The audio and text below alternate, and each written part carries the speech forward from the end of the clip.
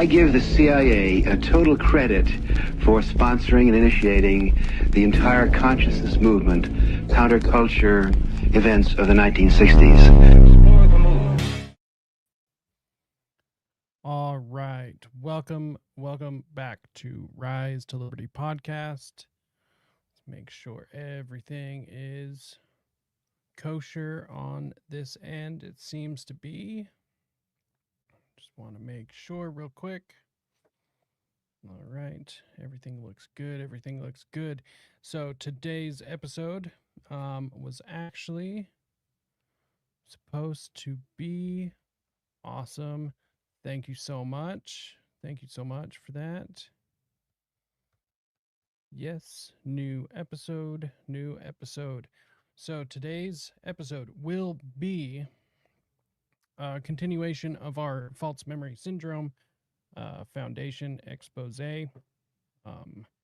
But first, one thing I do want to bring up, something I haven't done in a minute, but it is worth it. It is the sponsor for our show, which is Nadu Shave Co. Make sure and go check these guys out. This is absolutely the best razor you can possibly ever have. They have the balls to sponsor this show, among many others.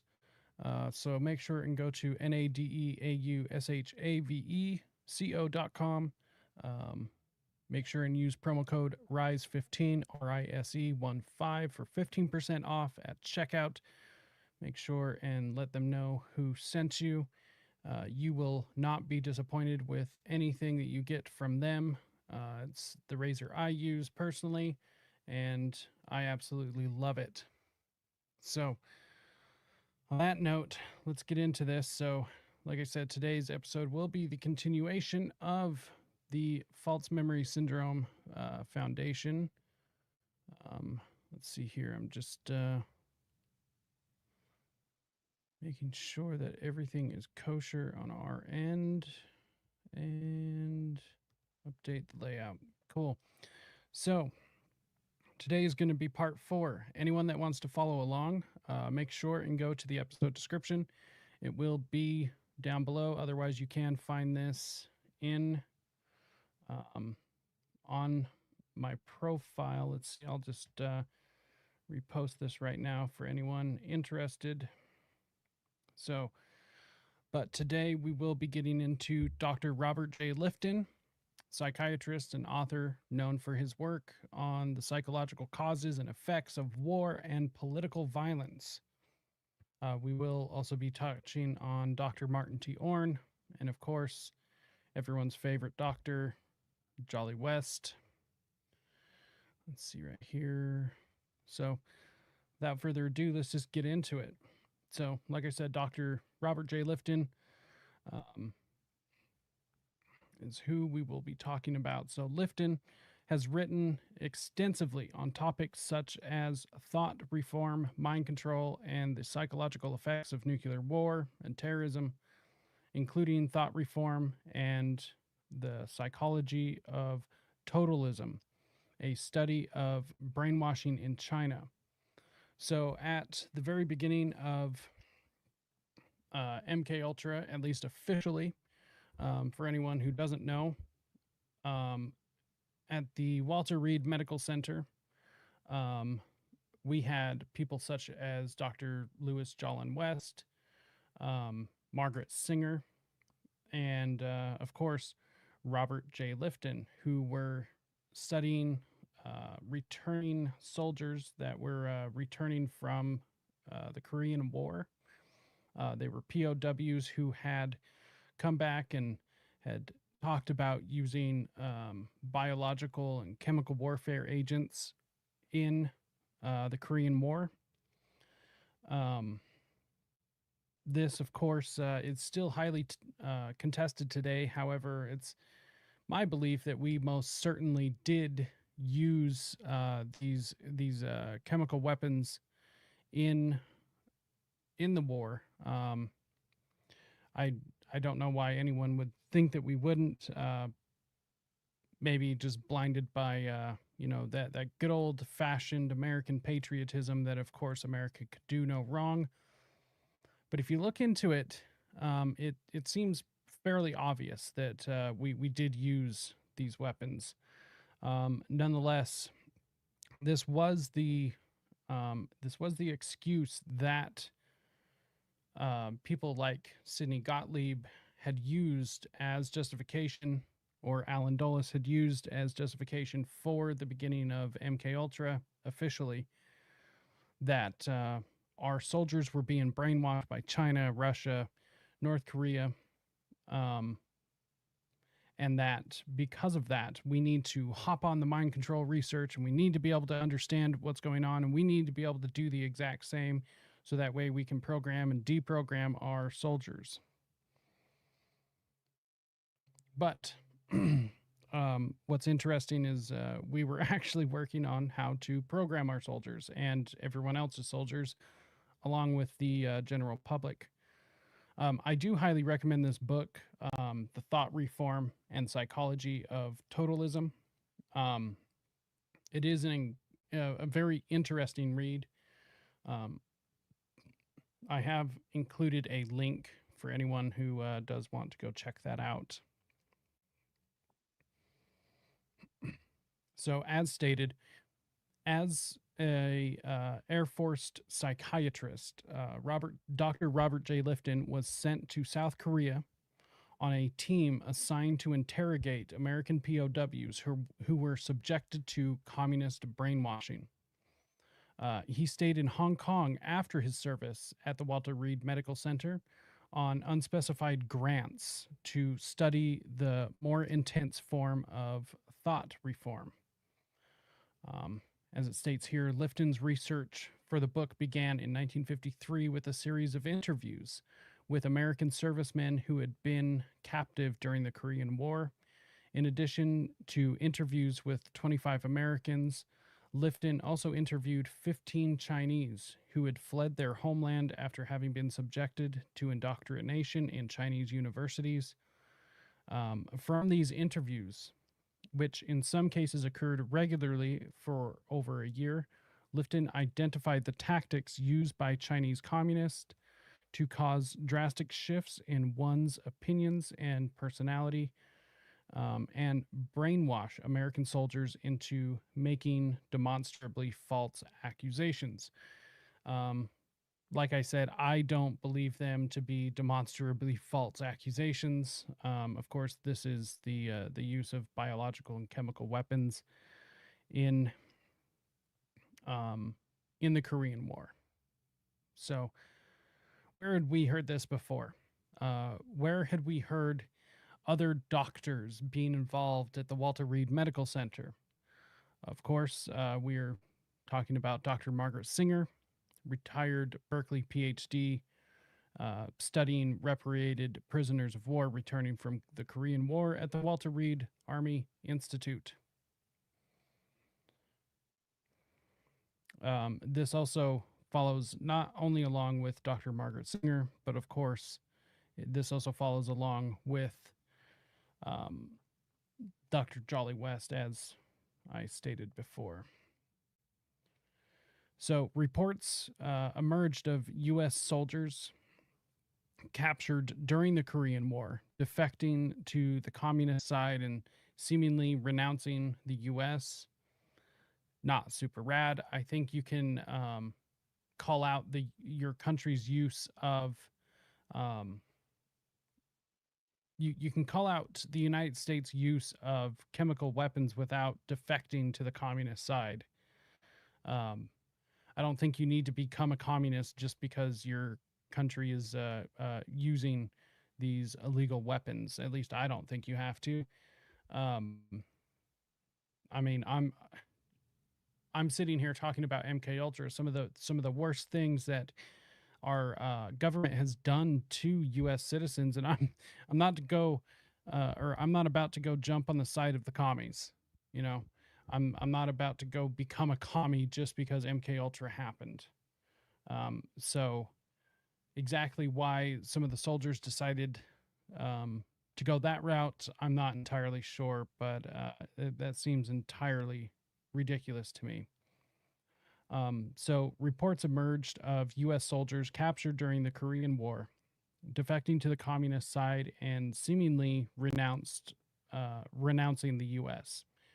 U.S. intelligence concluded that the communists must be hypnotizing the soldiers, of course, because there was obviously no other explanation. Absolutely none.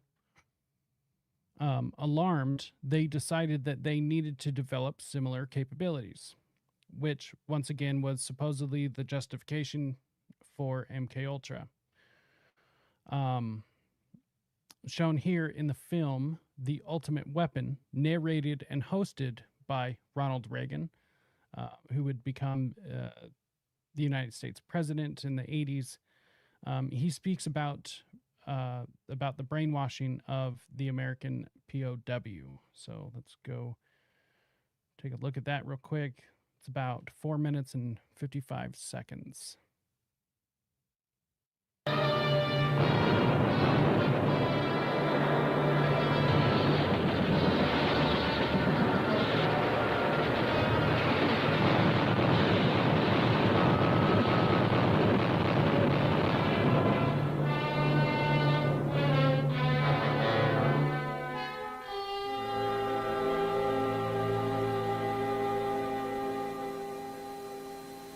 Let us review once again the weaknesses in the American character. First, the average American can't or won't think independently, but is always ready and eager to go along with the group and let the others do his thinking for him. Second, he seems to lack confidence in his ability to solve his own problems. By himself, he is frightened and insecure. He expects others to make living easy for him. Third, he talks a great deal about his concern for others, but basically, he lives only for himself. And fourth, the American is not committed to a definite standard of conduct. He has hazy concepts of right and wrong. In short, he is an opportunist. He will do anything for a price. The decadent capitalist society breeds these weaknesses. We can use them.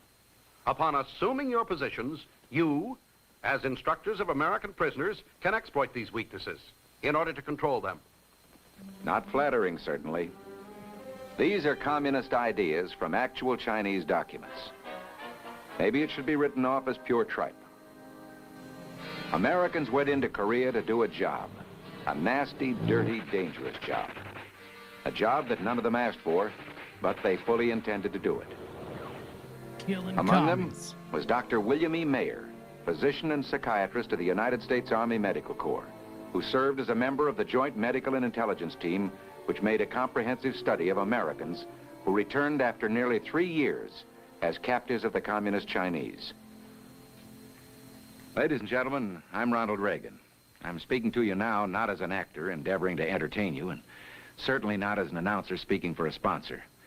I talk as Ronald Reagan, American citizen, to you, American citizen, concerning the Communist Chinese appraisal of our national character. Did they have our number? Was it all enemy tripe? We began to learn the answer when the Communists released back to us the several thousand men they had held for nearly 3 years. What I have to tell you now is Dr. William E. Mayer's own story, as he saw it and as he believes it now can shape our future.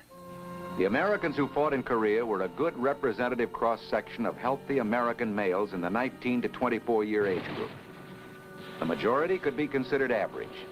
They were well-trained and well-armed, and they came from all over America. They fought bravely and well.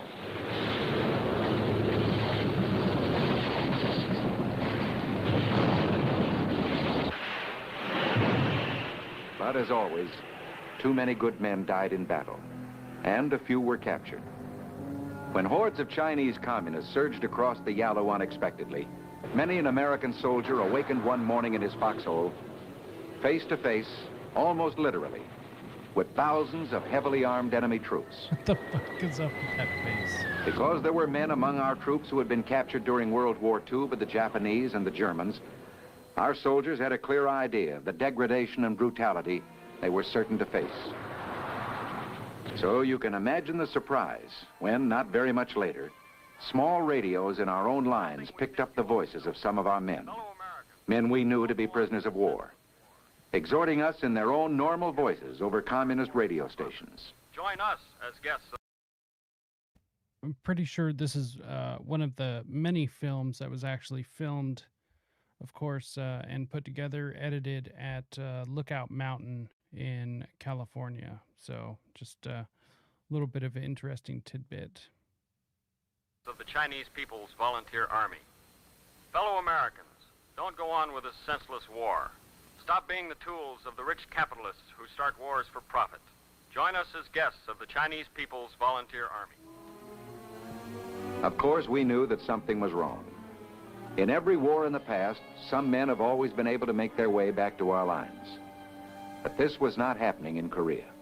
In nearly 3 years of captivity in established POW camps, not a single American prisoner successfully escaped and got back to our hands. And there was something else that concerned and alarmed Dr. Mayer and his fellow researchers: the death rate among the Americans. Out of 7,000 men taken prisoner, more than 3 out of every 10 died in captivity. It was not until nearly 2 years later, nearly 3 years following their capture, when our men were finally returned to us, that we were able to ascertain exactly what had happened. And this is kind of where it goes into everyone. I like how it portrays this. Just a nice doctor asking a POW that is returned how nice it was. But the doctors they talked to were Dr. Robert J. Lifton, Lewis Jolly West, and Margaret Singer. These were the types of doctors sitting at the edge of the bed, asking them questions about exactly why they have defected, why they decided to join the commies. And honestly, I would be rather interested why they felt the need to go to the commie side. I mean, that once again, I can sit here and discuss the crimes of my nation, or the crimes of the government of my country, and not defect to the opposite side. I'm not about to become a commie just because my government has done some terrible things.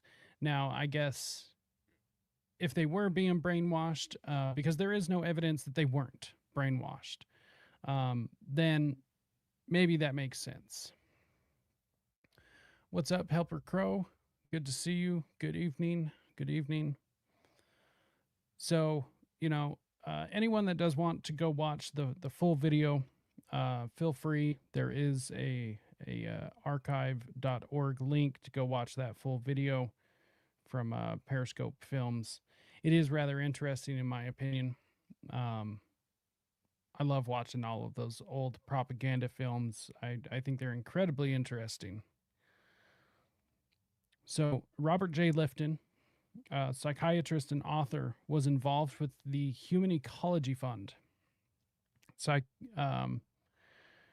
Let's see. Some sources say that Lifton was the co-founder, yet I cannot find any resources or information stating this fact.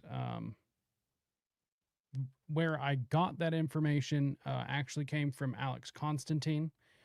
As far as I can tell, there's nothing that he's ever lied about or, given any sort of bad information. So, however, even amongst his work, I have never been able to find a source for Robert J. Lifton being the co-founder of Human Ecology.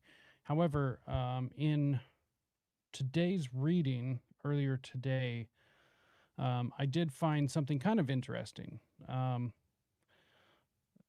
Let's see here. It was a name of somebody for anyone who would want to go look this up later. Let me just find it real quick.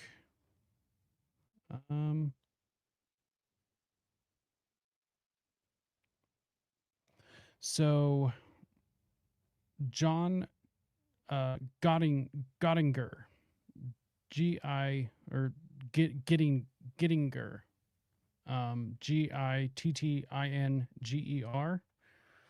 He was a CIA Technical Services staff scientist with a dozen years at the agency. Apparently, he helped organize MKUltra's human ecology cover program in universities. Gottinger um, had even interviewed Dr. Sidney Gottlieb to screen him for the position of CIA MKUltra director. Under depositions in a lawsuit brought by victims of a Canadian MKUltra doctor, Dr. Ewan Cameron, um, Gottinger, I guess is how you pronounce it, admitted that he and two of his fellow CIA Chemical Division scientists traveled from the East Coast and attended a number of acid test parties. So, oh yes, Tavistock influence. Oh yes, I mean that runs all the way through all of this. MI6 and CIA. I mean, in my opinion, anyone who knows anything about all of this, I mean, they're virtually indistinguishable, other than the actual country that they work for. Otherwise, they are virtually the exact same organization as far as how they operate. It seems like their goals are almost the exact same. So, yeah, it's East and West Tavistock basically, or East and West CIA, same thing. So, the Human Ecology Fund was a CIA funded operation through the Cornell University College of Human Ecology Society for the investigation of human ecology. So real quick, we will read some of this. Let's see, maybe. I mean, it actually doesn't matter. So anyone who does want to go read this, this paper, Buying a Piece of Anthropology, Part 1, Human Ecology and Unwitting Anthropological Research for the CIA. It basically just breaks down exactly how the CIA had bought the human ecology, how they set it up. So even though the Human Ecology Fund, it was all CIA funded, and it did come from Cornell, but they basically funded pretty much any institution.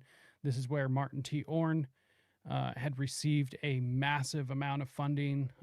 He received funding from the Human Ecology Fund in the amount of like $30,000.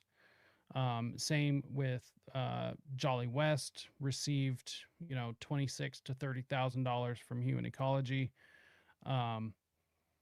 It's just, I mean, this is the CIA front. This is how they did all of the testing without being busted. And where this money came from, I mean, that was all black operations at the time. This is where all of the heroin money. So at the time with Vietnam, we were receiving money for all the heroin out of the Golden Triangle, and when we were smuggling all that heroin in, it would be funneled or laundered through the Human Ecology Fund, which would be sent, of course, to doctors or anybody who needed it to be able to fund these MKUltra tests. So this is also how we funded all of the Nazi doctors who came over through Operation Paperclip. I mean, and mind you, this was only one way of funding, especially at the time. Once again, I've brought this up before, but for anyone who's new, let me just bring this up real quick, just to give you kind of an idea. Let's see here. Give me just one sec.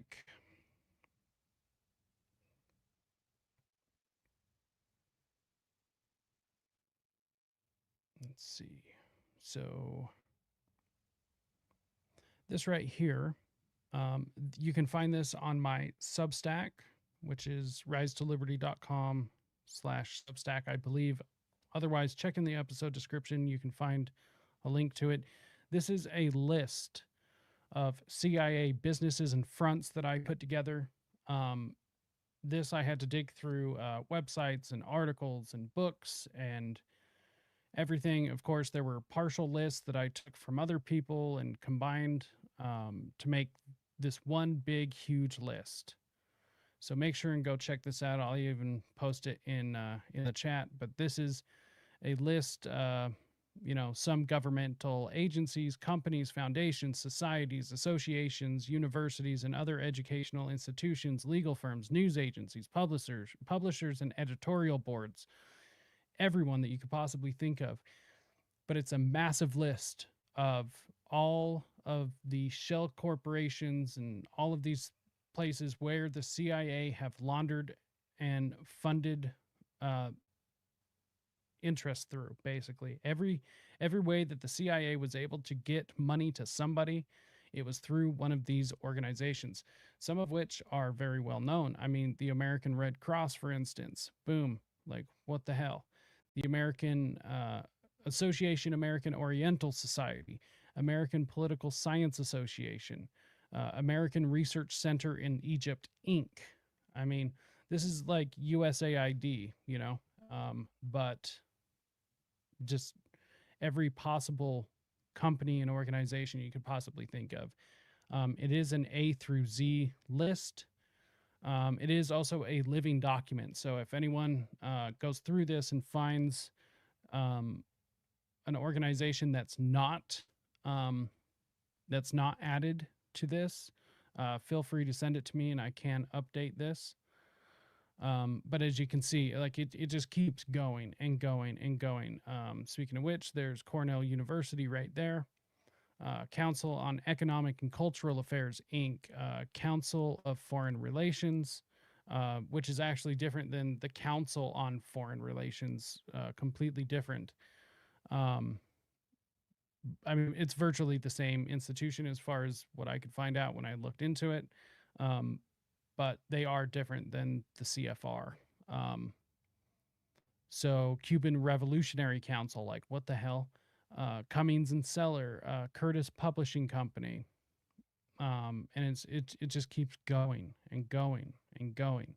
So the Human Ecology Fund is just one of the many names that would be on this list. So in every way that the CIA would be able to fund anything, it's on this list. So, and these are all old too. I mean, a lot of these, these are just, these are older, older companies and stuff. There's plenty of new ones now that I'm sure we don't know about or won't know about for some time. But you can pretty much rest assured that there are just as many, if not more,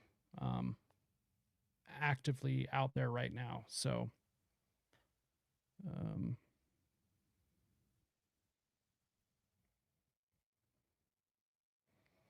for my worldview, it's the same human-hating geneticists split all throughout time. For me, it's obviously Lucifer. Yeah, I do think they definitely are working from a place of evil. I mean, I don't know why you would do this otherwise. It doesn't make sense, in my opinion, why you would do this unless it was not an evil. I mean, maybe it's just for money, but even still, that is evil in my opinion. So that's the Human Ecology Fund. We had talked in part 1, which, in fact, let me, I think I'm just going to go bring this up. Since we're here, we're talking about it, might as well. Give me just a sec to pull this up. So we brought this up in part 1. But it is well known and documented that the CIA has and will create dummy corporations and tax-free foundations, as you can see by that list.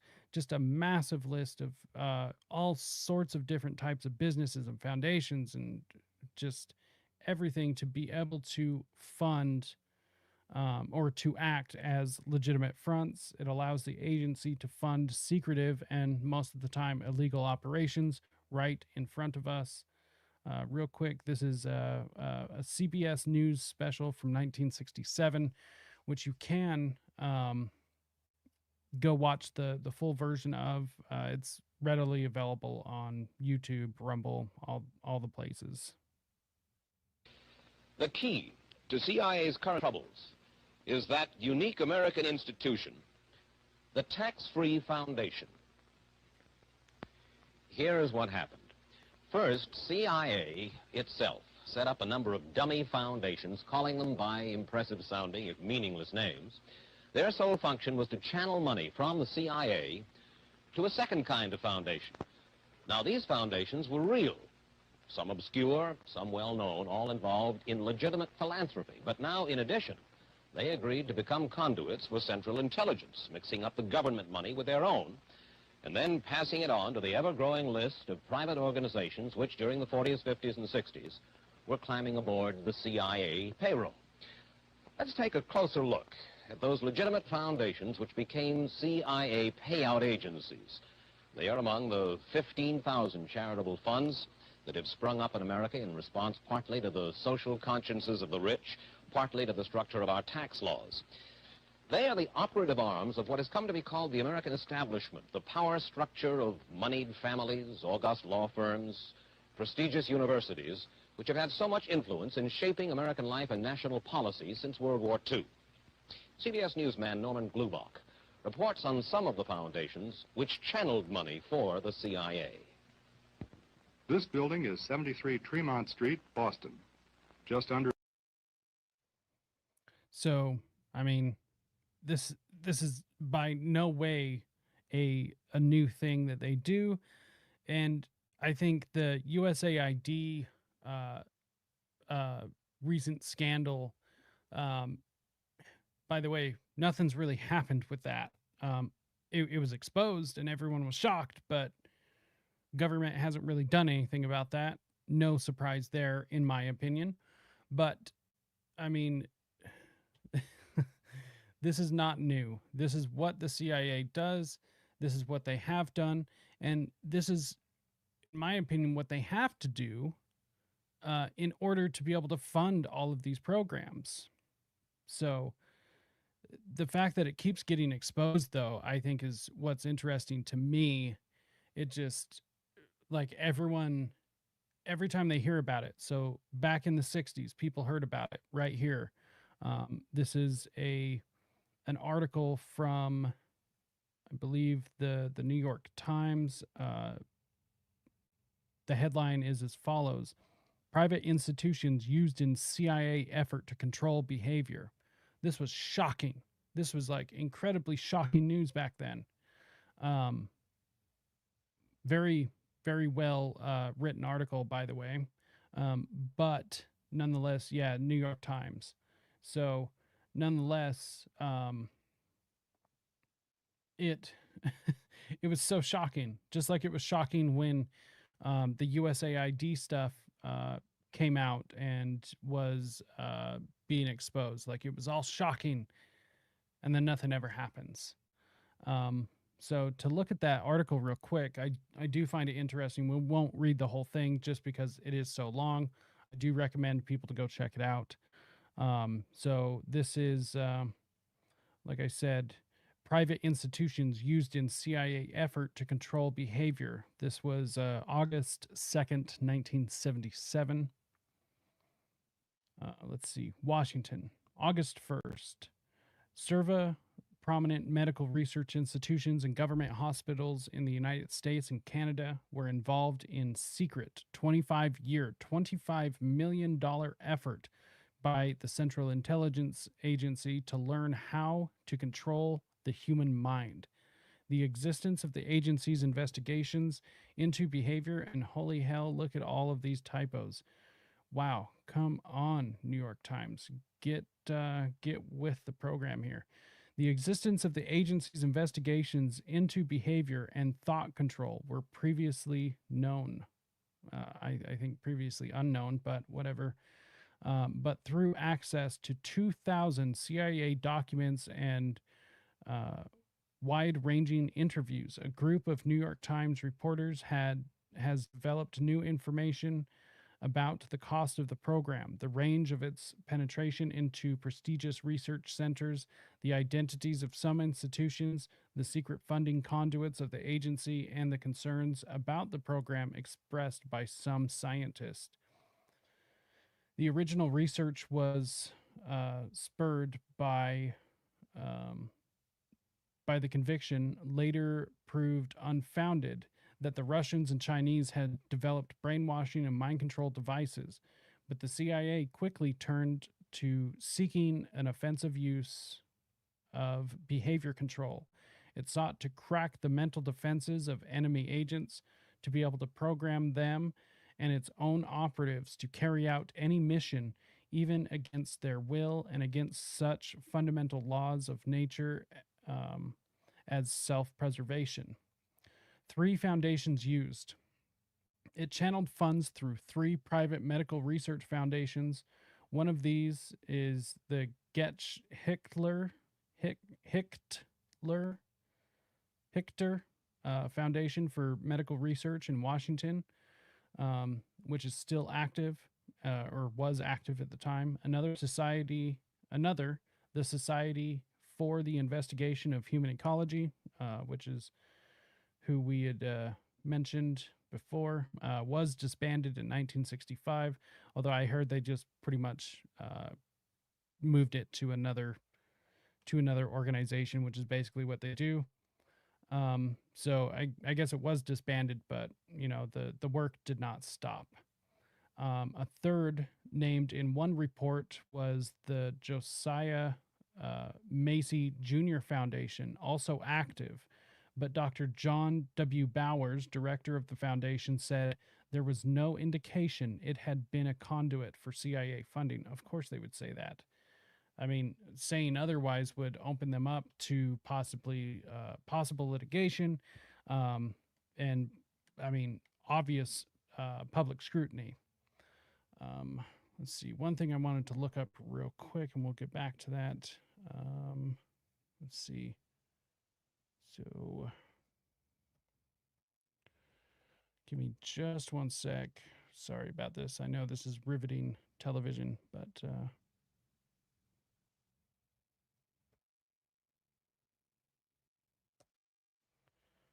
since we're talking about mind control, that's right. Okay, so I was just looking for a poem. It will make sense in a minute, I promise. Since we're talking about mind control and behavior modification, all of these certain things, there is a poem that we should really listen to. Let's see here. Okay, so we got that. All right, so by the early 1960s, the CIA had grown uncomfortable about the experiments. Yeah, I'm sure they did. A 1957 report by the Inspector General noted that the chemical division had added difficulty in obtaining expert services and facilities to conduct tests and experiments. Some of the activities are considered to be professionally unethical and in some instances border on the illegal, the report said. So they reach us. Okay. We're expected to believe that they're doing these tests. They're bordering, or they're uncomfortable. They are bordering unethical or professionally unethical, and in some instances border on the illegal. And we're supposed to believe this as if they didn't know, first of all, because if this was all true and they were uncomfortable with it, they wouldn't have been hiding it in the first place. This is what we call damage control. This is damage control, plain and simple. Like, just keep in mind, people, the truth of the matter is that what was it? The ethics violation, or the ethics standards that were created after World War II, which was the Nuremberg trials. So the Nuremberg Code. The Nuremberg Code is fake. Okay. And the reason I feel so comfortable saying that, especially once I remember what it is that at the very time that we were charging a lot of these, or some of these so-called Nazis, these prisoners of war, of these ethical violations, these medical violations, at the very same time, we were running Operation Paperclip, and we were bringing them over to run the exact same programs here in the States. And so you're telling me that the Nuremberg Code is real? That's bullshit. Right. Yeah, like 12 people went to trial. And it was a complete clown show, a complete mock trial, like whatever the hell it's the hell is it called, a banana court or whatever. it was a show trial. There you go. Banana court. But the point is it was just a complete joke, right? It's all a show. So the agency officials were also worried that the reputations of the scientists contracted were in jeopardy. Oh no, not the poor scientist. Won't somebody please think of the scientist? Just clutch your fucking pearls while you cry about these poor scientists. Moreover, the agency appears never to have found the secret of mind control, and the documents now public indicate that it had little success with interrogations using drugs and hypnosis. But that was a fucking lie. That was a straight lie. They were very successful with mind control. That's why they kept doing it for 20 years. And I was talking about this with my mother earlier today. So at the time, right? So they said right here, moreover, the agency appears to never have found the secret of mind control, and the documents now public indicate that it had little success with interrogations using drugs and hypnosis. Fucking bullshit. On top of this, this is what we're expected to believe. Okay, we are expected to believe that the CIA, who pumped millions of dollars into all of this, hundreds of millions by the end, and over 20 years officially, but much longer than that, with between MK Naomi, MK Delta, MK Search, like all of these other MK projects. And this is just the MK projects, not even including all of the other operations that kind of loosely fit into this. But everything all said and done, and they never found the secret of mind control. Yet, at the same time, Mr. Charles Manson, a elementary school dropout, I think he made it to 5th or 6th grade before he dropped out of school. Charlie Manson, career criminal, was able to figure out the secrets of mind control all by himself. He was able to do that by himself, but yet the CIA, with hundreds of millions of dollars, not to mention the Army, the Navy, the Air Force, all of these other institutions, didn't figure it out and had little to no success with interrogations using drugs and hypnosis. Bullshit. That's just, to think that is in my opinion a true conspiracy. To think something that the New York Times could say like that, or that the government actually had no success like that, it's just, to me, that is a genuine conspiracy theorist to think something like that. So what emerged from extensive interviews with present and former intelligence officers, medical researchers, and others was the fact that despite professional misgivings on the part of some medical researchers, the CIA was able to assemble an extensive network of non-governmental scientists and facilities, apparently without the knowledge of the institutions where the facilities were situated. Good Lord. I wonder if they do this because I didn't pay for it. I wonder if they do all of these very obvious typos, or maybe they're just that dumb. I'm not really sure. Among the disclosures produced by the Times from the documents and the interviews were the following. Pharmacologist Carl Pfeiffer, pharmacologist now associated with a private treatment center in New Jersey, conducted LSD experiments for the CIA on prisoners at the federal penitentiary in Atlanta and Bordentown Reformatory in New Jersey between 55 and 64. He was paid $25,000 a year. Wow, interesting. So, I mean, there's a lot of these. It seems like there's a lot they wouldn't be able to hide from, which seems like that's what they're admitting to here. Manson and the head of the process both made clear in Scientology. Yeah, no, straight up. So yeah, Ewan Cameron of the Allen Memorial Institute, McGill University in Montreal, something they could not hide from. Like they cannot hide from this. So they have to admit to it.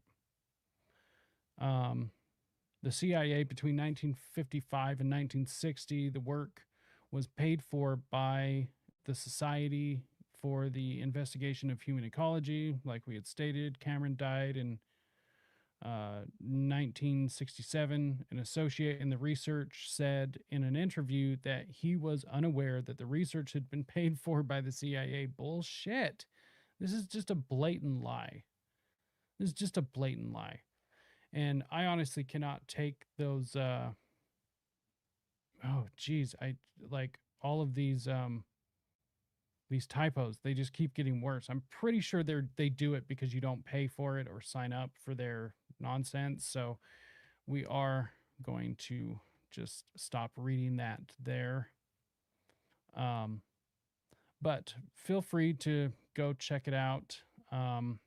It is a really interesting article. I tried making these screenshots as high quality as possible. So if you are on a computer or a phone, you can go zoom into them and go read through there. So speaking of which, this is kind of a side note, but this is incredibly fascinating to me. And I did want to bring this up. Let's see here. So there is a poem by Rudyard Kipling.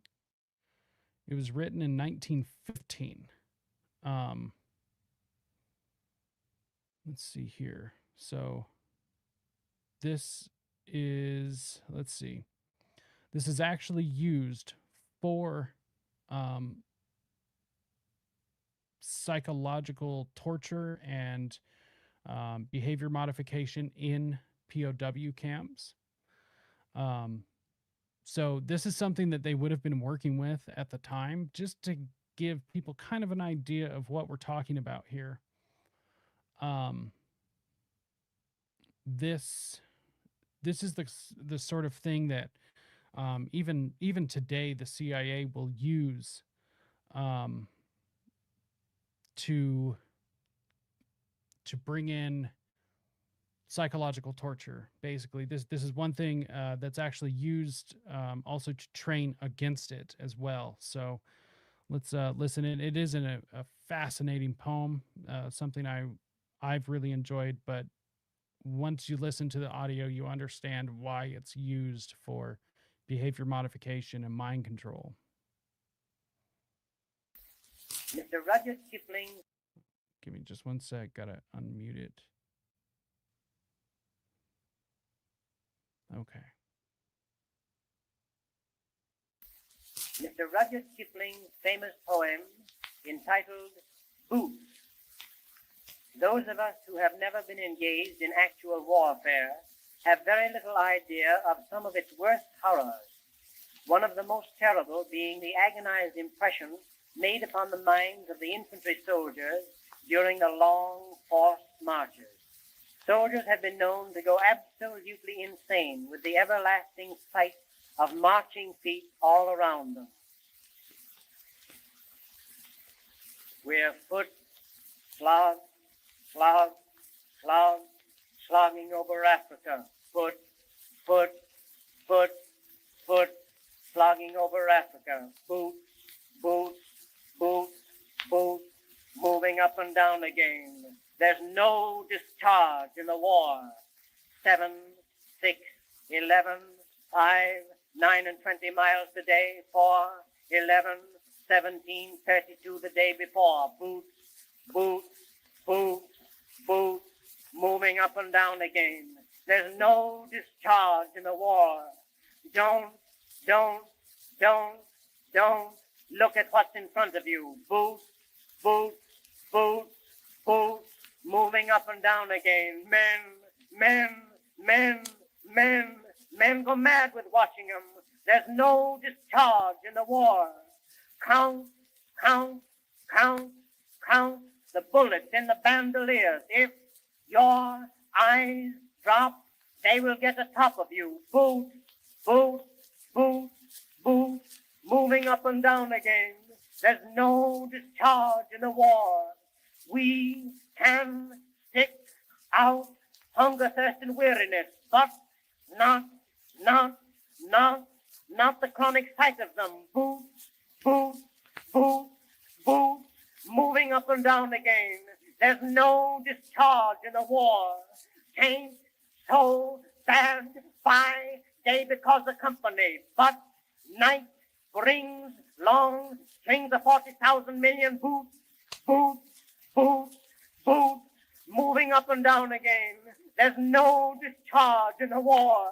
I have marched 6 weeks in hell and certify it is not fire, devil's dark, or anything but boots, boots, boots, boots, moving up and down again. There's no discharge in the war.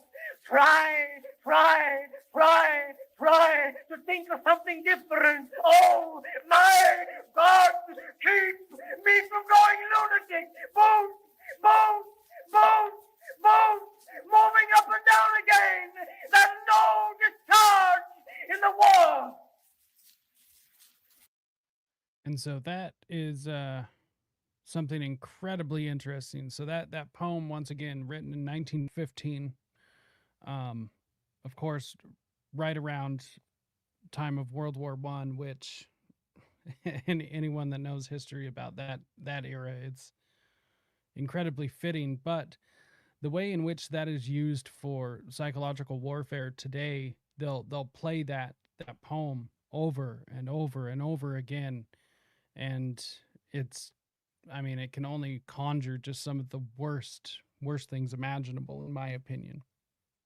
But like I said, that was kind of a side tangent here, but kind of goes along with the theme of what we're talking about here. So this is kind of what we're dealing with, the sorts of things. It kind of reminds me of like psychic driving, what Ewan Cameron would have been using at the time. In fact, if I can find that real quick.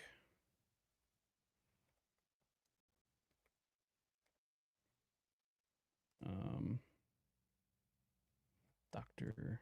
Cameron. So maybe I'll I really need to do an entire episode about Ewan Cameron. He is incredibly fascinating, and the things that he did to people. You know, he is definitely the godfather of psychological torture and everything. So maybe we'll save that for another day. But the thing, he would just play recordings of himself just repeatedly for hours and hours and hours, days on days on days on end. And on top of that, he would force force feed psychedelics and LSD to these people and strap them down and put them into sensory deprivation chambers, and just some of the most horrific experiments you could possibly think of. And this was all funded through the Human Ecology Fund.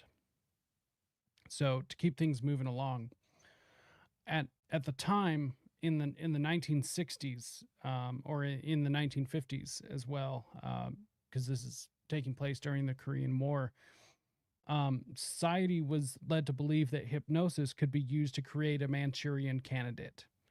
A 1962 film starring Frank Sinatra and Janet Leigh depicts a former soldier who was brainwashed into becoming an assassin. The CIA believed hypnosis could be weaponized in real life in a similar way. So the Manchurian Candidate, a wonderful film. If you've never watched it, it is absolutely wonderful. The original is definitely a lot better, in my opinion, than the remake with Denzel Washington. Although it is Denzel, and he's a good actor and all, but there's just something about the original that's just really interesting. But what's really interesting is, before this movie came out, before all of this talk of the Manchurian Candidate and brainwashing, this was never really a thing in culture. This didn't really exist. Even the word brainwashing was not used in culture. You won't find it anywhere before, I believe, 1960. I think you'll find iterations of certain things like that, but you'll never find the use of the word brainwashing as we know it today. Let's see here. So,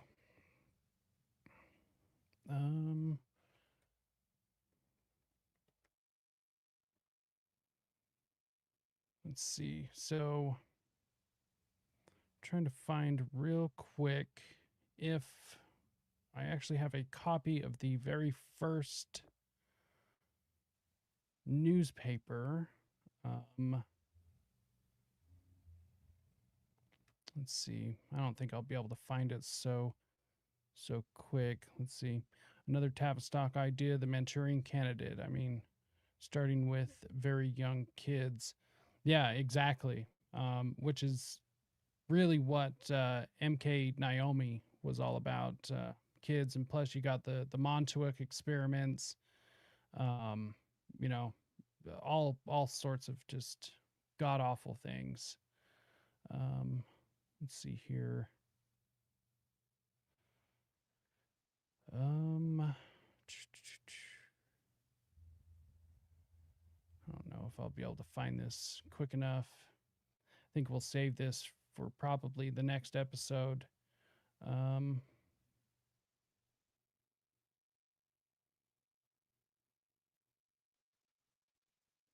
see.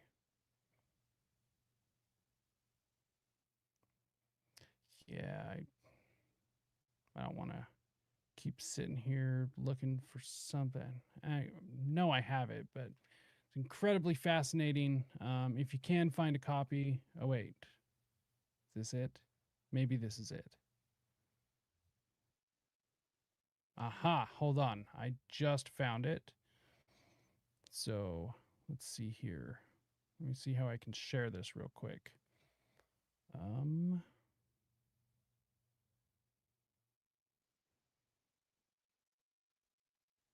come on. Yes. Okay.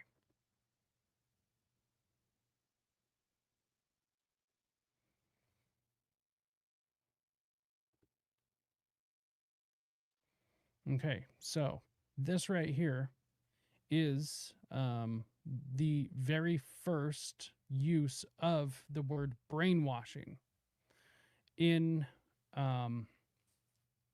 any sort of modern context. So this was written by a man, Edward Hunter, for the Miami Herald. So the date on this is September 24th, 1950. The headline is Brainwashing Tactics Force Chinese into Ranks of Communist Party. So something kind of interesting to see. Like I said, before this, there was no use of the word brainwashing. And so this idea was really, really novel to Americans. I mean, it was the idea itself of brainwashing actually goes back. I mean, the earliest accounts we can find, as far as I know, in like written history, is all the way back to ancient Egypt. You can find references to mind control and brainwashing in the Book of the Dead, which is interesting because it's now used by Satanists to, reference in a lot of their rituals and everything. But the way that we understand it, there was no references up until, the 1950s. So this is something kind of interesting that I wanted to make sure and share. But back to the thread. Very good movie if no one's seen it. So, but wait a second. Wasn't there another doctor financially linked to the Human Ecology Fund? Of course, Dr. Martin T. Orne. Dr. Martin T. Orne, a senior CIA Navy researcher, was based at Pennsylvania University's Experimental Psychiatry Laboratory. He was an original member of the False Memory Syndrome Foundation's advisory board. The life of false accusations from the media came from paid operatives such as Dr. Martin T. Orne to conceal CIA crimes. So this is where we're going to get into Martin T. Orne and a little bit about him, because he's really kind of the head of a lot of this. Martin T. Orne had a teenage job assisting with magic shows where he discovered and developed his fascination with hypnotism. He continued to research hypnotism his entire career. Hypnotism and magic has a long intertwined history and relationship.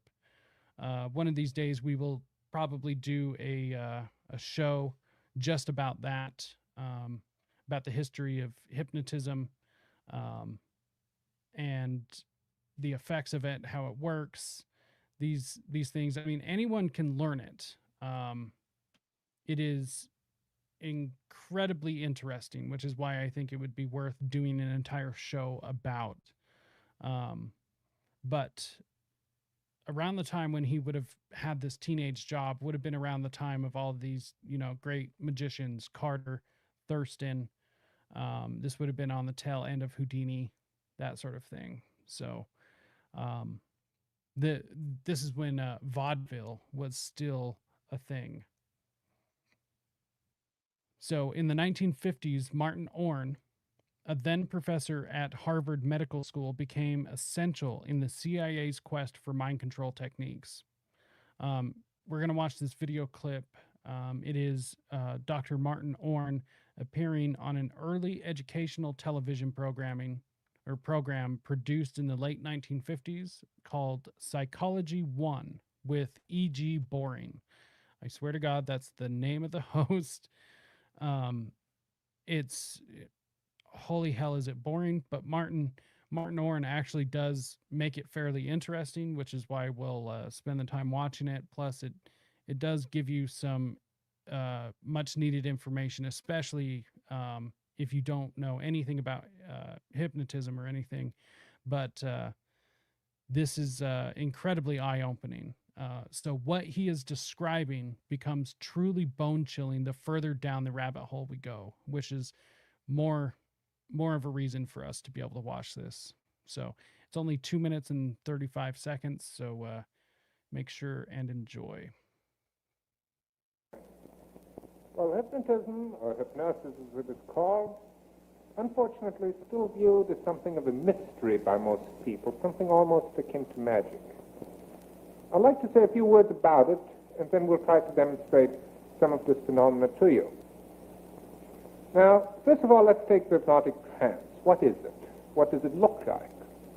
Well, as you'll see, it may appear to be that the subject seems passive. He will seem also sometimes to be asleep, but he need not look asleep. He may look completely awake. Then again, you'll find that in every trance, and this is actually the thing that happens in every trance, that the subject is motivated to follow the suggestions of the hypnotist. In a deep trance, he will actually be able to see, hear, touch, feel things that are not actually there. This we call hallucination. We may be able to induce hallucinations in the subject. By the same token, we may enable him not to see, not to hear things, which in fact are actually there. Again, pain may be suppressed. And this makes possible, we can do dental operations, we may even do major surgical procedures under hypnosis without any other anesthesia. On awakening, the subject may have, if it is to just the term, a complete lack of memory for the events which have occurred during the trance. This is called amnesia. And yet, he may carry out suggestions which we gave him during the trance without any awareness. This is called a post-hypnotic suggestion. All this sounds very impressive. Yet let's look at it just a little bit further. How unique, how impressive is this really? It sounds, well, like quite something when we say pain may be suppressed. Yet there are other times when things like this happen. You've all sometime or other been sick, been in pain, and finally your physician arrives. He walks into the room, and the pain seems to evaporate.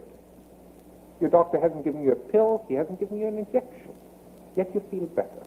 Why? Well, you know from past experience that the doctor has made you feel better. You expect.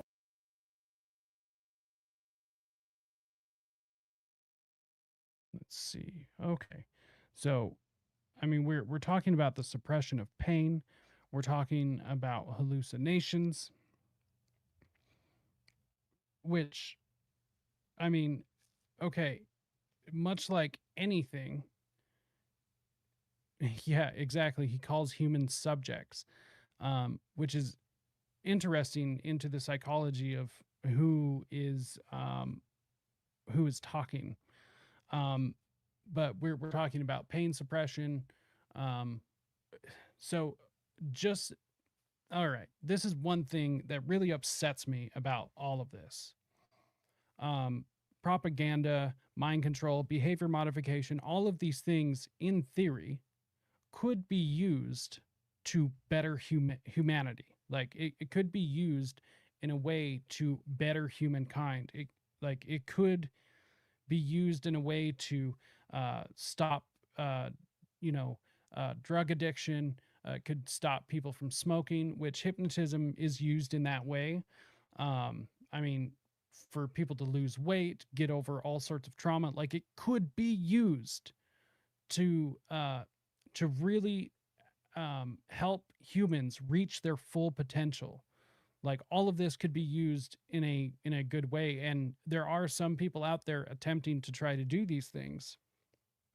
But when these sorts of activities are in the hands of people with nefarious intentions, it just leads to the absolute most horrific outcomes that you could possibly think of. So somebody like this, who I won't say that he is all evil, because just like all of these guys, like they did contribute good things, but they have done also at the same time with the good things, and most likely all the bad things outweigh any good contribution that they have given to humanity.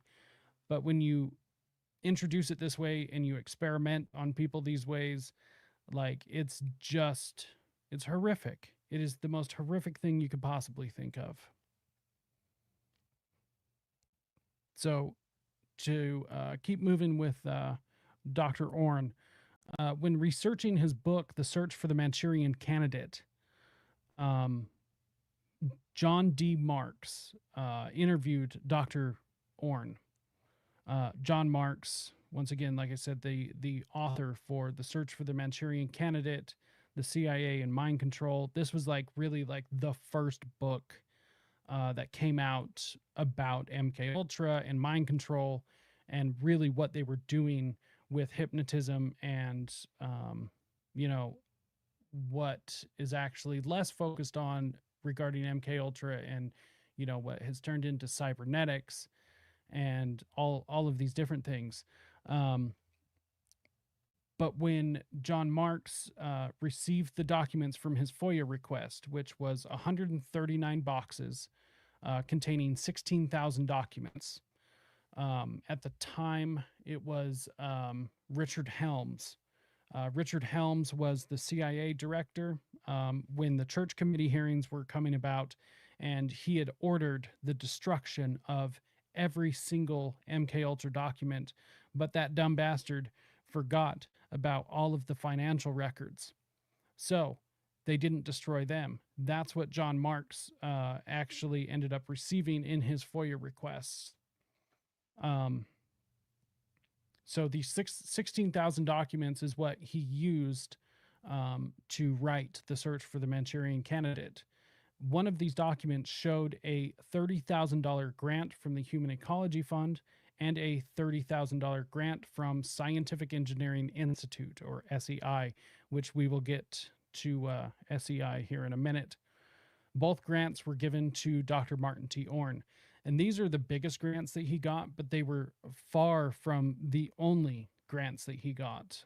He got many more grants, also from the Navy, the Air Force, but these were directly just from the Human Ecology Fund that he got. And what's interesting is he also had top secret clearance. Only one of five people in MKUltra who ended up getting top secret clearance. So Martin Orn was actually a doctor who was consulted with a lot, which was unheard of. Most of the time, the CIA told these doctors, like, do your thing, tell us what the results are, and like leave us alone. Like, we don't want to contact you. We don't want to be friends, With Martin Orn, they wanted to be friends.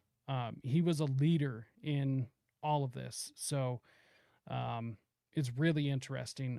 Jolly West was another doctor that got top secret coverage, or top secret clearance. And so it's a very, I guess, a prestigious thing for these doctors to have reached this top secret clearance with the CIA. Basically, they were briefed on what was happening, almost as if they were the ones running MKUltra, which is pretty much true. So yeah, these two $30,000 grants from the Human Ecology Fund and the grant from the SEI, Scientific Engineering Institute, both were given to Dr. Martin T. Orn. Dr. Martin Orn didn't initially publicize his role as a CIA psychiatrist. Of course, who would? I mean, that is just insane. Like, why would you do that? In a letter to Martin Orn, John Marks reminded him that he had disavowed knowledge of his participation in experiments. Orn later recanted, admitting that he had been aware of the true source of funding all along. Orn revealed he regularly contacted, or was contacted, by the CIA. He once even boasted to Marks that he was routinely briefed on all significant CIA behavior modification experiments. Like I said, he was one of 5 doctors who received top secret clearance. Like I said, the CIA wanted to be his friend. They wanted every opinion, every possible interaction that they could get from him.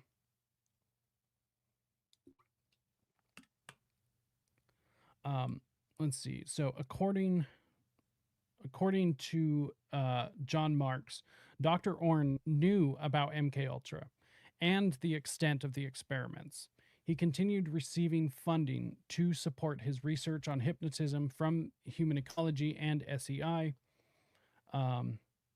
Quote, he was their man on the outside, their specialist who they would go to for ideas about hypnosis, John Marks says.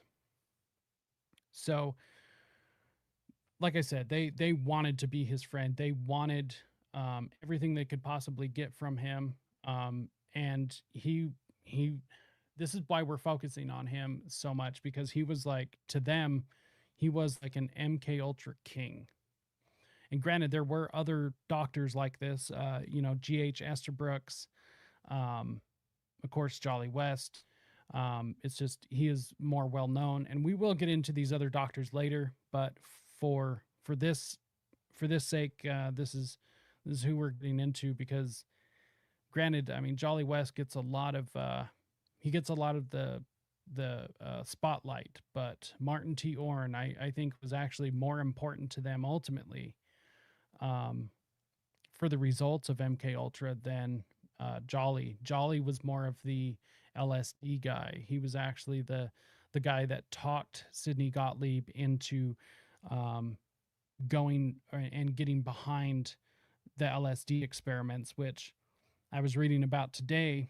The connections with human ecology and the Grateful Dead and the acid tests and everything. And we will definitely be covering that because holy hell, was the 60s basically 100% fabricated by MKUltra and the CIA.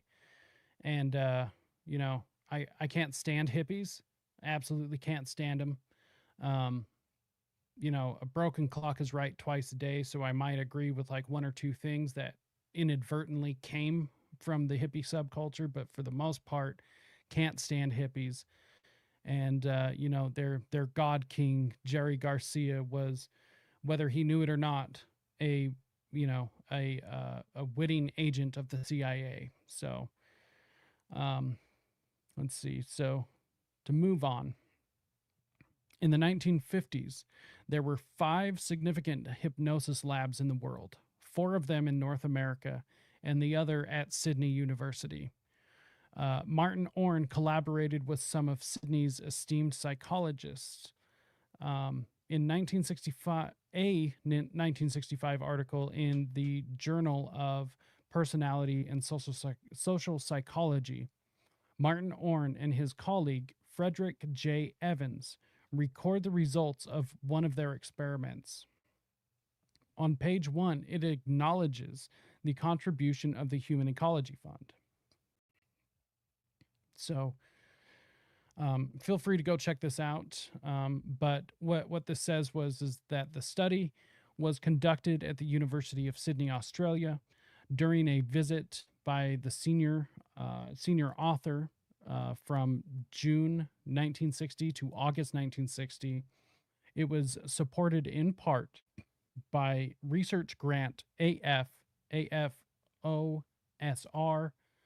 88-63 from the Air Force Office of Scientific Research, and additionally a grant from the Human Ecology Fund. So that's basically 2 separate grants from the CIA, virtually. Of course, the Air Force, the Navy, the Army, they were all running their own mind control, behavior modification programs at the exact same time. Interestingly enough, I don't know if it's too bold to say this, but the what basically ended up becoming, let's see, let me just pull this up real quick so I'm not giving bad information.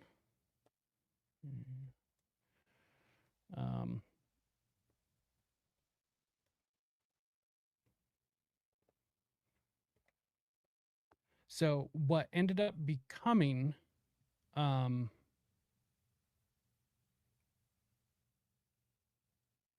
hold on, sorry about that.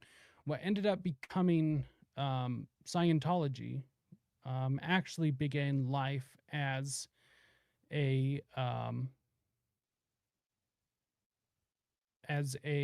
program through the Navy. And I mean, it shouldn't be all that surprising. So just for anyone who is interested, this will be interesting. The Brainwashing Manual by L. Ron Hubbard. You can go check this out. You can find it on the Internet Archive, but this was funded. This was a funded manual by the Navy, which is where he got the funding for all of this.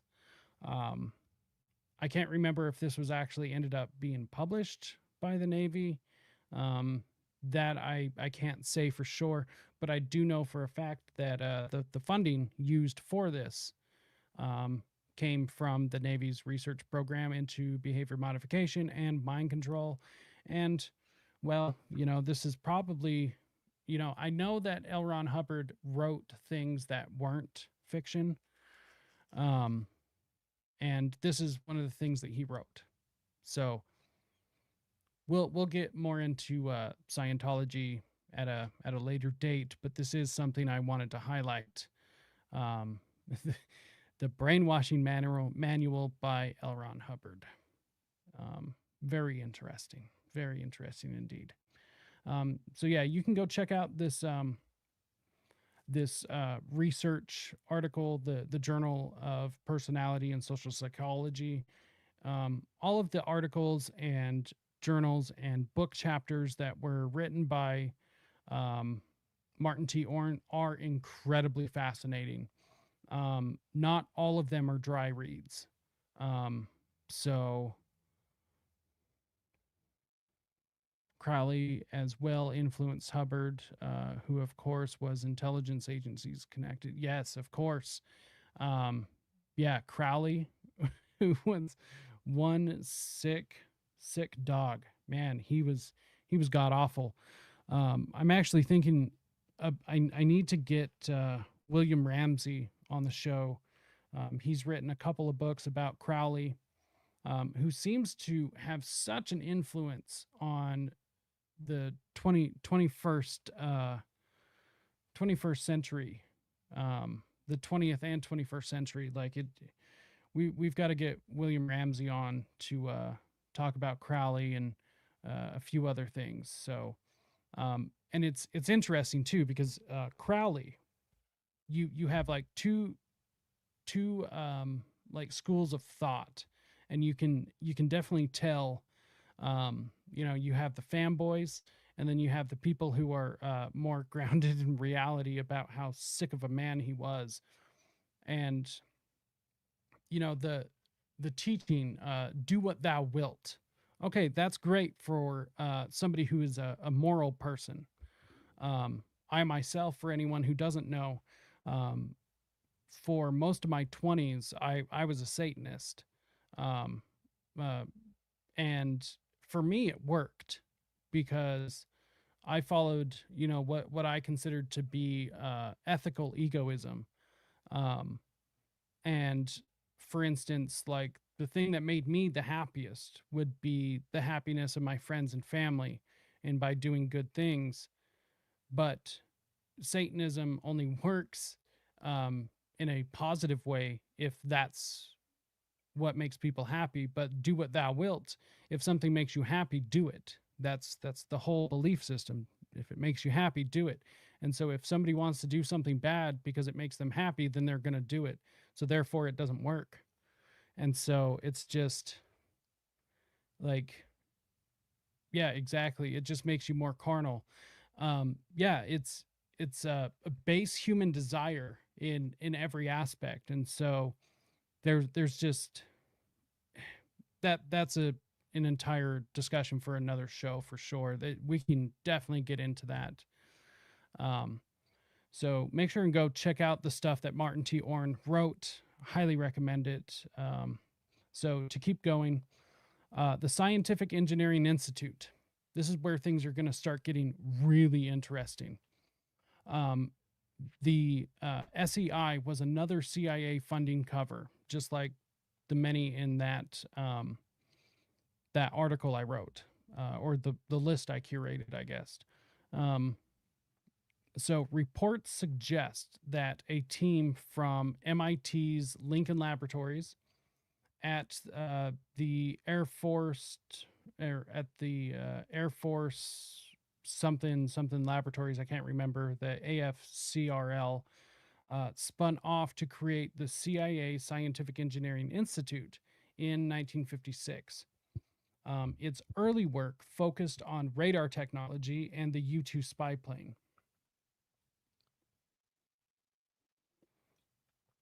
So incredible work doing that. I mean, I find radar technology fascinating, and so at the time in the mid to late 50s, incredible work on that. In my opinion, the U-2 spy plane, I think that history is pretty cool. But SEI also engaged in a strange range of paranormal research. They still do, as far as I understand. It conducted the most ambitious and careful attempt to verify the occurrence of telepathic phenomenon, yet failed to find significant evidence of ESP. However, since then they have found evidence. And for anyone who is interested in that sort of topic, I highly recommend going to go find the telepathy tapes, which has been all over the place. Let's see, right there. So the telepathy tapes. This is incredibly interesting.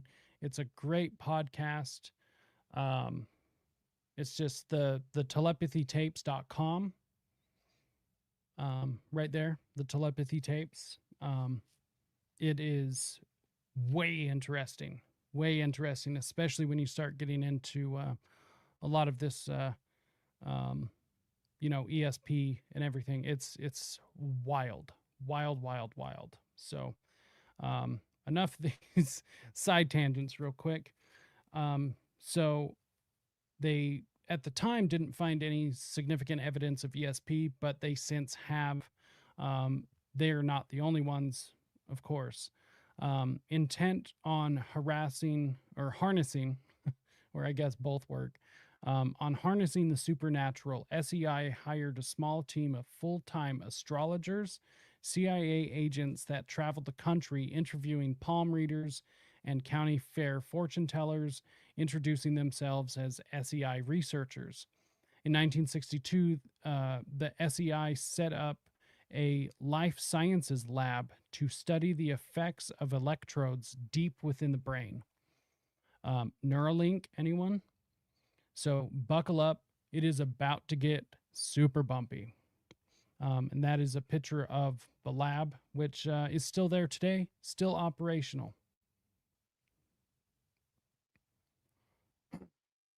So, trigger warning for anyone. This story kind of fucks me up. It is intense. This is one of the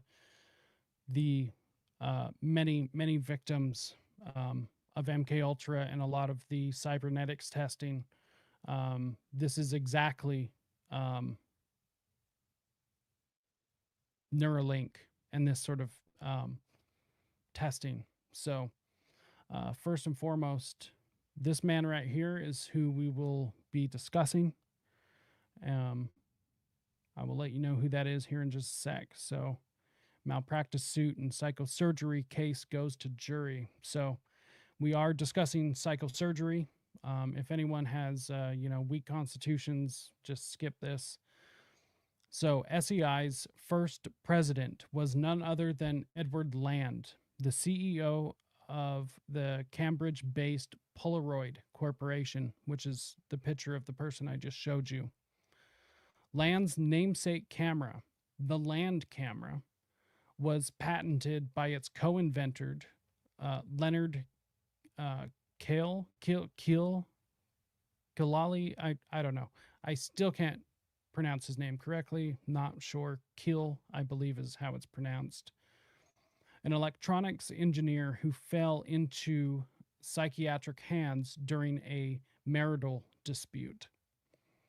CIA psychiatrist Vernon Mark of Boston City Hospital and UCLA's Frank Irving were ultimately the doctors who treated Kill. And I use that term loosely. So Kill was hospitalized and pressured into brain surgery. He refused at first, but his wife threatened divorce if he didn't submit to the brain surgery.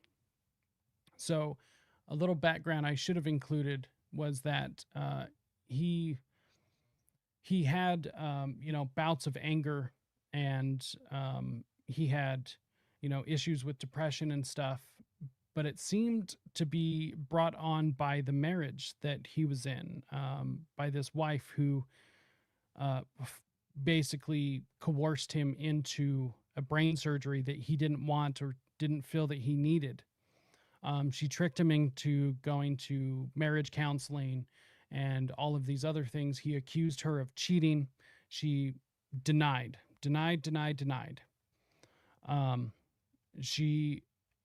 So after he ended up getting the brain surgery, which he did not consent to even at the time, she ended up divorcing him. And she divorced him after the surgery anyways, and she actually married the man who she was actually cheating on him with. So he was right the whole time. And so his bouts of anger and depression, of which he was being treated for by the psychiatrist, was actually spawned by this cheating wife of his. Before that, he didn't have any history of mental illness in his family, at least like this.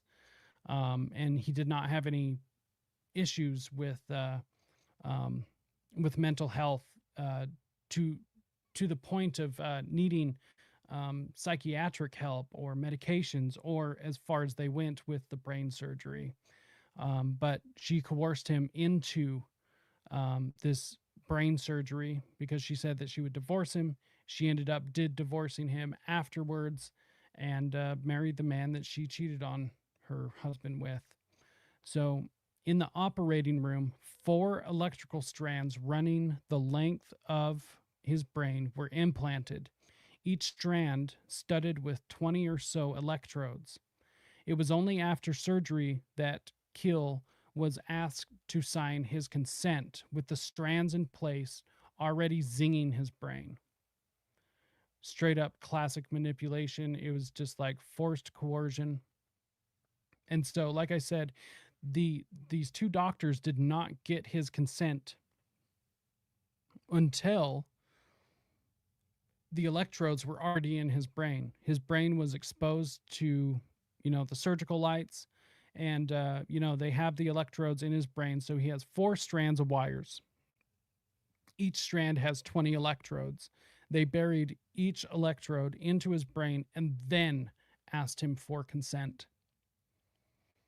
And of course, by this point, I wouldn't consider that to be genuine consent, considering he was already being zapped.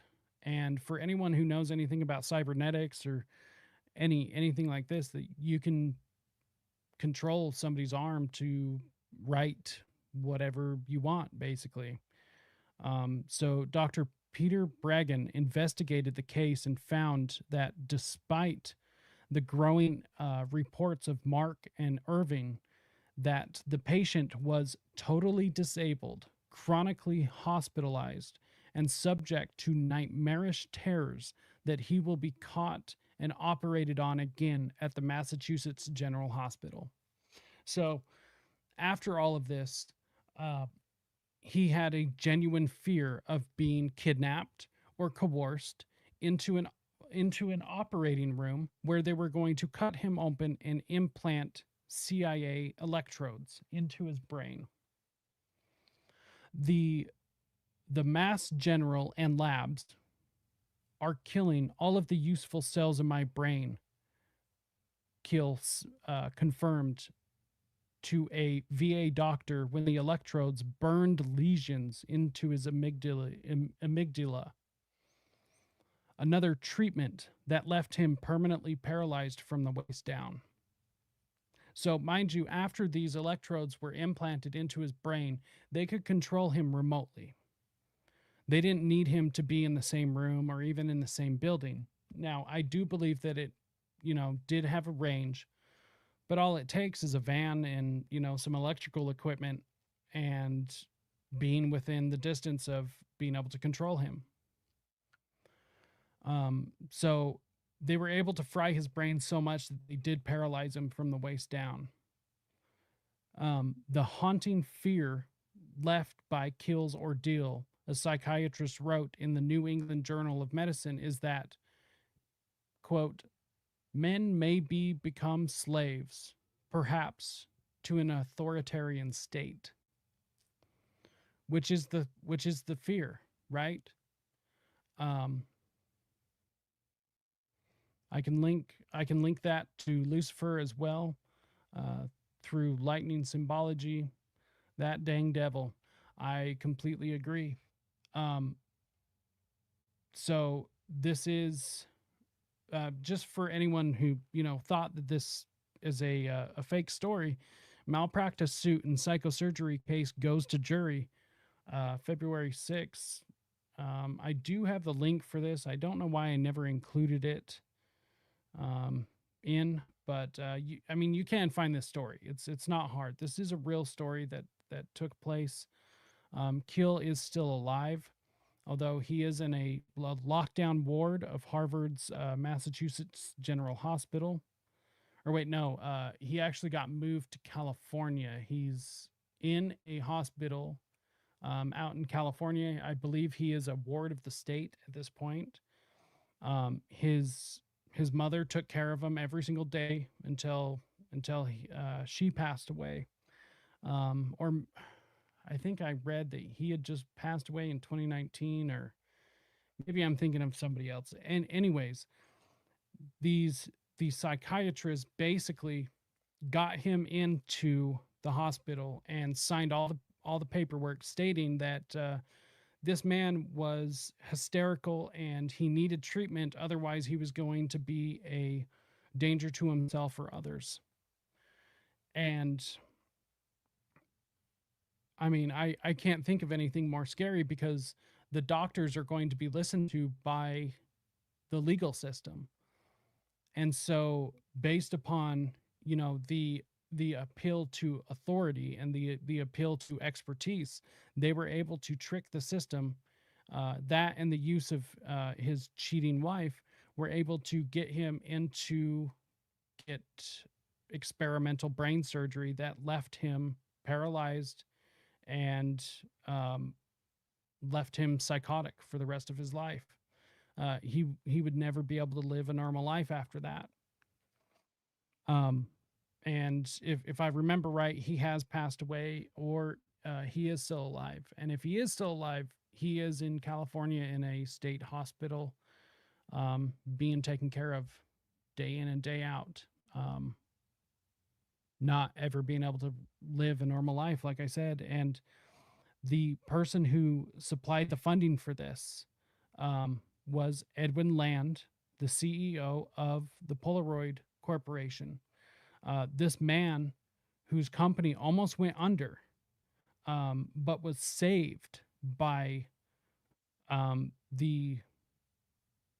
his namesake camera, the Land camera, which is a very good camera, and it held up, but it saved the Polaroid Corporation. And it was invented by Leonard Keel, who was just like the most outrageous victim of MKUltra that I could possibly think of. And he knew about all of this, and he treated this man this way. And I want to just point out before we move on real quick, is anyone who pays attention to any sort of media, TV shows, or anything, there is this, I guess, ongoing joke of the crazy person, the crazy homeless person who says, "Oh, the CIA is listening to me and my thoughts," or they're spying on me through my teeth, and it's like the crazy homeless guy freaking out, talking about the CIA spying on them through satellites or whatever. But this is exactly what it is. This is exactly what happened to this poor man. He had electrodes implanted into his brain against his will. And then the CIA followed him around and tortured him for the rest of his life. So as I've learned more and more about these things, I think that joke, I mean, you can find it all over the place. I'm actually on the hunt for any mentions of this. So whether it's in a cartoon, a movie, in a book, or anything, if you have one, if you know of one, please send it to me. Send it to my inbox at any of my socials. Send it to me. I am trying to make a mega clip of all of these CIA references to homeless people, or just like crazy people referencing the CIA spying on them, or anything like this. If you know of one, send it my way. Trying to make some content from it, and I'll make sure to credit you. But this is real. The CIA being able to spy on you through electrodes in your brain, it's real, and they've done this, and it's documented, and it's about the most horrific thing I could possibly think of. So with that in mind, keep all of that in mind while we are discussing what Dr. Orn, with SEI funding, set up shop at the University of Pennsylvania, which, as we know now, was a CIA hotbed for human experimentation. So from part one, according to Army records, Pennsylvania University hosted secret experiments in the 1960s of biochemical agents. Let's see here. Of biochemical agents. Come on. Sorry, just trying to get some things cleaned up in the background to keep this moving. The toxins, poison gas, and other chemicals produced by the Dow Chemical Company were abruptly halted in 1972 when the prison's medical lab mysteriously burned down to the ground.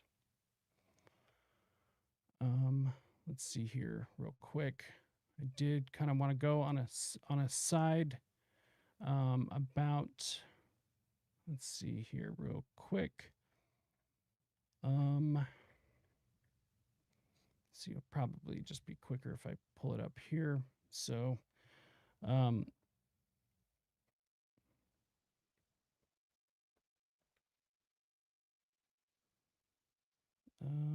let's see. Whoop. Penn University.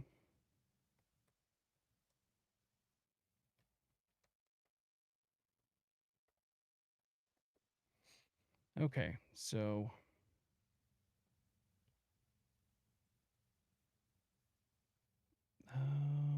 let's see. Oh, come on.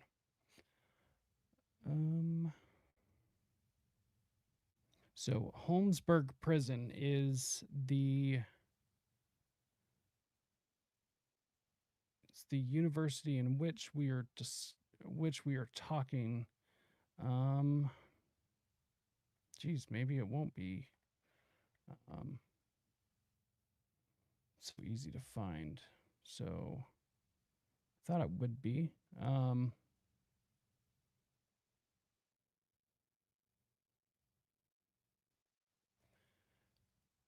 Well, nonetheless, people can go look it up. The Holmesburg prison, it was used for, once again, just horrific human experimentation. I mean, it was like cartoonishly evil things. Like when you walk through a haunted house and you get to a point of like the mad doctor who's doing all these things. Like it's those things. Like I don't know how else to describe it, but it's these terrible things that you think would only be in a you know, James Bond movie of how terrible this person is. It's like, yeah, dipping people in chemicals. I mean, there was just the most horrific things you could possibly think of. They were doing it. Um, and there is an incredible. It's not that great of a website, but um, I believe. Let's see. Let me try one more thing real quick, because if I can find it, it's gonna give. Um, it's gonna give a lot of background information, which just kind of round out the picture. Let's see. Let's see. So it was Holmesburg.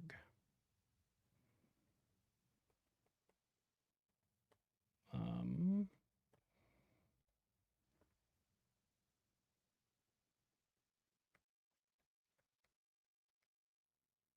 Holmesburg Prison.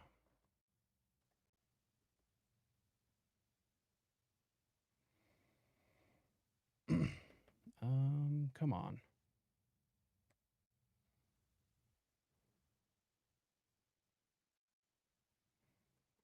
Okay, I got one more thing I can try. I wouldn't even be trying this hard if it actually wasn't so so worth it. Um,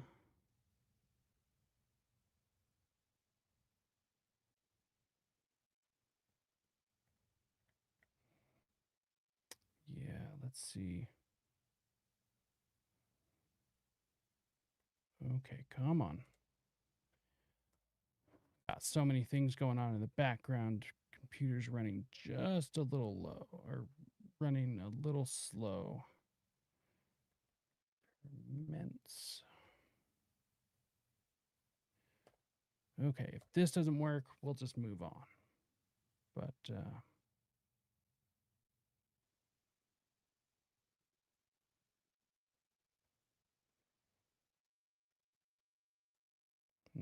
no, not gonna work.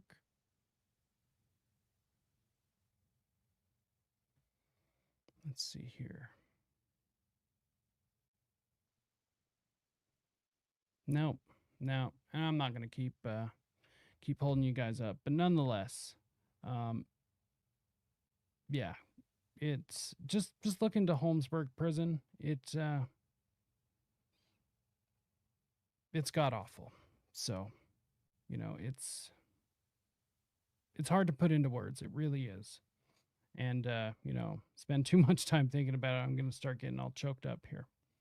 So, to move forward, at the very same time that all of this was happening, the CIA's Office of Research and Development, or ORD, geared up a study on parapsychology and the occult. The investigation, dubbed Project MK Often, aka Chickwit, the establishment of a social laboratory by SEI scientists at the University of South Carolina, which created a college class in black witchcraft, demonology, and voodoo.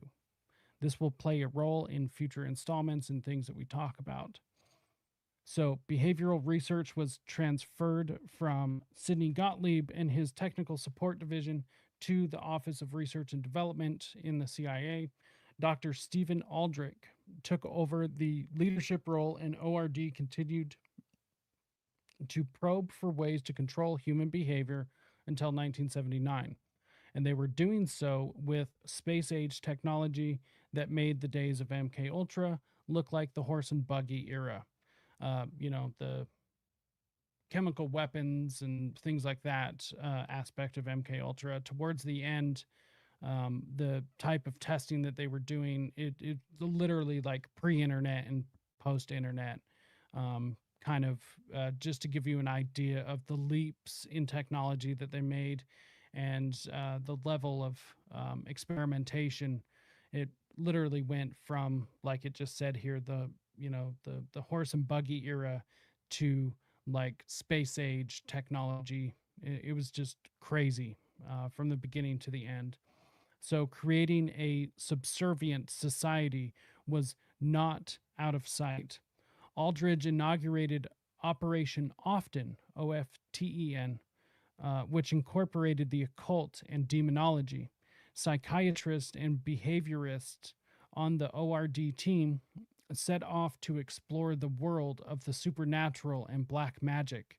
Agents spread out across the country in search of fortune tellers, palm readers, psychics, and clairvoyants. The agents would introduce themselves as researchers from the Scientific Engineering Institute, but they were dubbed the Department of the Unorthodox. The ORD Steve Aldrich, a doyen of occult and parapsychology studies, conferred the agency's most lucrative research award upon Pennsylvania University to study the effects of biochemical warfare agents in conjunction with Edgewood Arsenal Laboratories and Dugway Proving Grounds out here in Utah.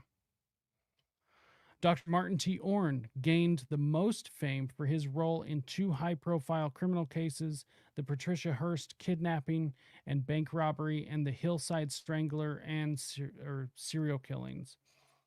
Dr. Martin Orne was called upon to examine Patricia Hearst in preparation for trial. Orne testified that Hearst had essentially been brainwashed during captivity before she robbed the San Francisco bank in March of 1976.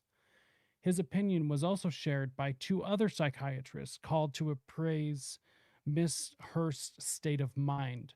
Of course, Robert J. Lifton and Lewis Jolin West. Dr. Orne, Lifton, and West unanimously agreed that Patty Hearst had been persuasively coerced to join the Symbionese Liberation Army. So, about to show you my favorite picture I think I've ever come across. And it's this one right here, which is from left to right. On the far left is Dr. Robert J. Lifton, F. Lee Bailey, which was Patricia Hearst's lawyer. Then we are looking at Martin Orne all the way in the back, Dr. Margaret Singer, and Dr. Jolly West. Without a doubt, my favorite picture. It's just so creepy looking at all of them, and it's in color.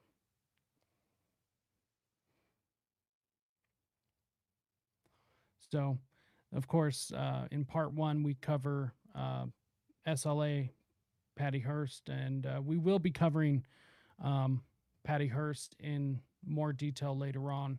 I am going to try and hurry this up just on the back end. Podbean, which I am streaming to, also does cut off at 2 hours. So I am going to try and get the rest of the information in, and then I'll wrap up with you guys on the video side and everything. But before we wrap up part 4, there are two names closely tied with Dr. Martin T. Orne that will play significant roles moving forward. Here is the first. Dr. Harold I. Leaf, a psychiatrist and early advocate of the teaching of human sexuality. Leaf joined the University of Pennsylvania faculty in 1968, the peak of CIA behavioral modification experiments at Holmesburg Prison. Along with Dr. Orne, Dr. Leaf is a founder of the False Memory Syndrome Foundation. And the second name is Dr. David Fings, or Fing, yeah, I think it's Fings, psychiatry professor at the University of Pennsylvania and close friend of Dr. Martin T. Orne. He is the one tasked with carrying on Orne's work and legacy. Along with Orne and Leaf, Dr. Fings is a founding member of the False Memory Syndrome Foundation. That sick fuck. So this is all about how these two work together for over 20 years. This is Dr. Orn's friend. Like, this is the guy carrying on his legacy. This is everything. So what I'll say is, everyone over on Podbean, I would like to say thank you for tuning in. I am going to cut it off because it cuts off at 2 hours. We're not done on the video side, so just hang out there for a minute. But make sure and go to risetoliberty.com/links, which is where you can find everything. There will be another stream tomorrow, and it will be at regular time, which will be 11:30 Mountain, which is 1:30 Eastern. So make sure and tune in for that. And everyone over on the Podbean side, once again, make sure to go to risetoliberty.com/links. It will pull up everything, and we'll be talking to you next time. Now, okay, we have finished over on Podbean. Sorry about that, everyone. Just had to close that out before it closed on itself for me. But these are two people who are False Memory Syndrome Foundation founding board members. And just look at him. He just looks creepy as shit, right? So we are almost done here for everyone still hanging out. We're not going to be here too much longer, but I just wanted to close out Podbean real quick and everything. But so there is a couple of things I want to point out for anyone who's been following all of this. There's a couple of names, there's a couple of institutions that keep popping up, okay? The University of Pennsylvania, that will always keep popping up. Dr. Martin Orn pops up, Dr. Jolly West pops up, Dr. Margaret Singer, Dr. Robert J. Lifton. These names, they keep popping up. Pennsylvania University will pop up, Cornell, Harvard, Stanford, all of these institutions will pop up. And I want people to recognize these institutions and to keep remembering where all of these people come from. So these institutions and these names, they will all play a significant role as the thread definitely progresses. But this Dr. David Fangs, I don't know. I don't know how to pronounce his last name. He's still alive. He's still practicing, but he was a very close friend of Dr. Martin Orn. He is carrying on the legacy. So there is that. So that is the end of part 4. Part 5 starts off with Elizabeth Loftus and Ted Bundy. So make sure and stay tuned for that. It is going to be an incredible thread. I'm super excited to cover that one for everyone. But this is the end of part 4. So we'll just cruise back up to the top for this. So if there are any questions, go ahead, put them in the chat. I will make sure and answer them next time. Or otherwise, if you made it this far, I just want to say thank you so much. And I want to say hit the like, share, subscribe, all of these things. Because of the subject matter, our big tech overlords have made it incredibly difficult for my channel to grow. I try not to censor myself. I try not to water down the topics, which also makes it incredibly difficult to grow because platforms like YouTube, they're not friendly to that. So make sure and go follow me on Rumble. I am on Odyssey. I am actually going to be focusing a bit more on BitChute. They are a free speech platform. Sucks they don't have an app, but it is what it is. So I am on other platforms. So make sure and check me out there. Do not lose touch. Ooh, one thing I forgot to bring up right at the very beginning.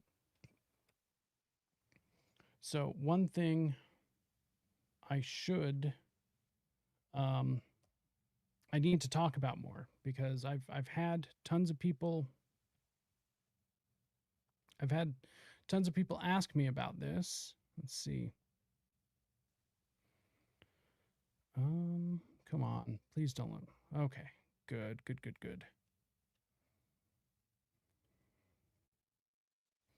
Okay, so come on, never. Let's see right here. So, anyone who is interested, anyone that wants to help support the show, head on over to Buy Me a Coffee. You can buy me a coffee now. I've been having people ask me for so long, how do we financially support the show? Now, there's not a whole lot of you, but there is an option now. You don't have to have an account to go throw me a few bucks, 5, 10, 15, 20, whatever you want to do. You can make it a one-time donation or a reoccurring monthly donation. And we are going to end up having more options in the future. There's going to be options where you can donate and get pieces of merch along. You can get all sorts of different options. There's going to be specific options for people to be able to contribute to specific projects, to be able to, get the title of producer and get special access to different things like that. So there's going to be all sorts of options in the future. However, right now, this is what's available. So it takes a lot of work. It takes a lot of energy, a lot of coffee to be able to go through and do this research and be able to provide the best possible content. And not to mention, I am a one-man crew. This is me. So if you want, go to buymeacoffee.com/deprogram, DEPROGRAM. There will be a like a deprogram code or club where we're gonna have special merch, all of this other stuff. There's just going to be a lot of cool things that we plan on doing, but it all starts with support from you guys. So hit the like, the share, leave a comment, all of those fun things. You can head over to risetoliberty.store and you can go buy yourself a t-shirt, buy your woman a crop hoodie, a pennant, bandanas, shorts, coffee mugs, die cut stickers, pint glass, hoodies, all of these things. And I have brand new merch coming out. It should be out this week, so keep an eye out for that. There's all sorts of fun things. So, but once again, this all starts with you guys. I get it. Times are tough. So if you don't have any money, although that is the best way to support the show, that is not the only way to support the show. Honestly, some of the best and most meaningful ways, leave reviews, like on Apple Podcasts or Spotify. Leave a 5-star review, hit the like, hit the subscribe. All of these things help so much more than you would even ever think. Okay, now with all of that, I just got to say, I want to be able to provide all of you with the utmost best quality research, the best content possible. And there's lots of big dreams. There's lots of big ideas coming, but this all starts with you guys, and I need your help to be able to make sure to get this out there. So thank you for tuning in once again. There will be, as I said before, there will be a stream tomorrow. Normally, this stream would have happened on Tuesday, but the way that things have worked out, it just didn't work out, but we had to get this out. So there will be a stream tomorrow. Tomorrow's stream will be at 11:30 Mountain Time or 1:30 Eastern. So that will be streaming YouTube, Rumble, on X, and also over on Podbean again.